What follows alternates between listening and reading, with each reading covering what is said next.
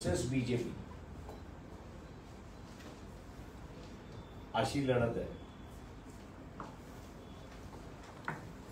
आणि अशा लढतीमध्ये कोणाच्या किती पडतील याच्यापेक्षा आम्हाला किती कमी करण्याचा प्रयत्न होईल हा त्याच्यातला भाग। पुन्हा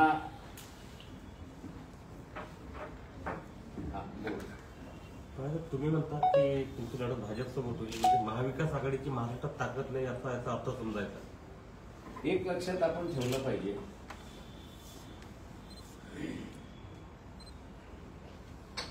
या निवडणुकीच्या अगोदरच्या निवडणुकीपर्यंत शिवसेना आणि बीजेपी यांची युती, तेव्हा बीजेपी 23 जागांवरती लढत होती आणि उरलेल्या जागांवरती गेले 20 वर्ष ते लढलेले नाही।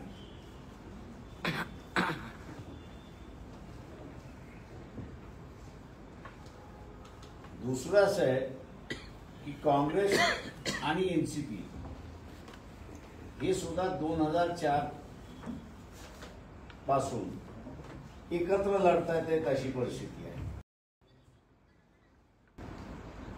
त्यांचा समझोत्याचा फॉर्म्युला तोच, त्यांचा सीट शेअरिंगचा फॉर्म्युला सुद्धा तोच।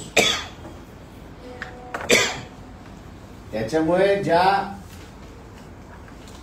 मतदारसंघामध्ये काँग्रेस लढली नाही तिथे त्यांचं एक्झिस्टन्स फारच कमी आहे आणि ज्या ठिकाणी एनसीपी लढली नाही त्या ठिकाणी त्यांचं एक्झिस्टन्स फारच कमी आहे। आम्ही असणारा त्या सगळ्यांना असं म्हटलंय की ही रियालिटी लक्षात घेऊन तुम्ही आपसातलं सेटलमेंट करा।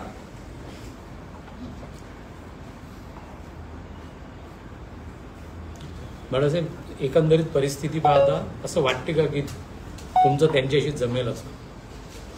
आमचा शेवटपर्यंत जुळवण्याचा प्रयत्न राहणार। बाळासाहेब, शरद पवारांनी आता एक स्टेटमेंट केलं की वंचितला 4 ते 5 जागा आम्ही देऊ शकतो।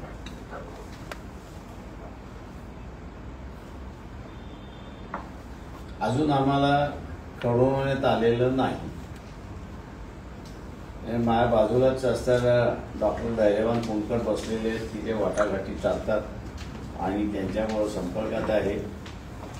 या पत्रकार परिषदेला येण्याच्या अगोदरच मी असं विचारलं होतं तिकडनं काही निरोप आलेला आहे का, त्यांनी असं म्हटलंय मला काहीही निरोप आलेला नाही। बाळासाहेब, जवळपास 3 ते 4 बैठका झाल्या, तुमचे प्रतिनिधी एका बैठकीला आपण दोन बैठका झाल्या, तर 3 झाल्या। तर बाळासाहेब, वंचित महाविकास आघाडीचा घटक आहे की नाही आहे हा संभ्रम अद्यापही आहे महाराष्ट्राला, तर तुम्ही काय सांगाल? तो संभ्रम आम्हालाही आहे की आम्ही निमंत्रक आहोत की घटक आहोत, तो संभ्रम आम्हालाही आहे।